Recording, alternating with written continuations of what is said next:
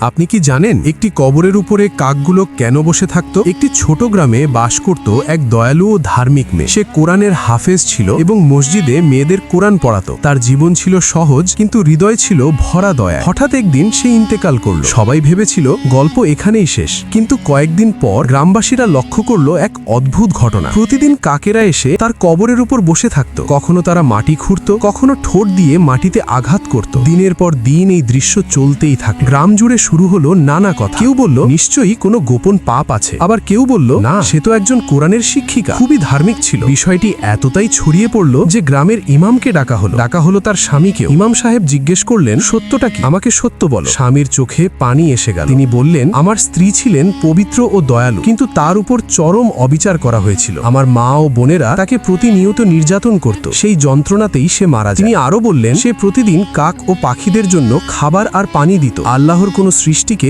কষ্টে দেখতে পারত না। এই কথা শুনে ইমাম সাহেব বললেন, যে আল্লাহর সৃষ্টির প্রতি দয়া করে, আল্লাহ তার কবরকেও নিদর্শনে পরিণত করে। সবাই চুপ করে গেল। সেদিন সবাই বুঝে গেল, দয়া কখনোই বৃথা যায় না।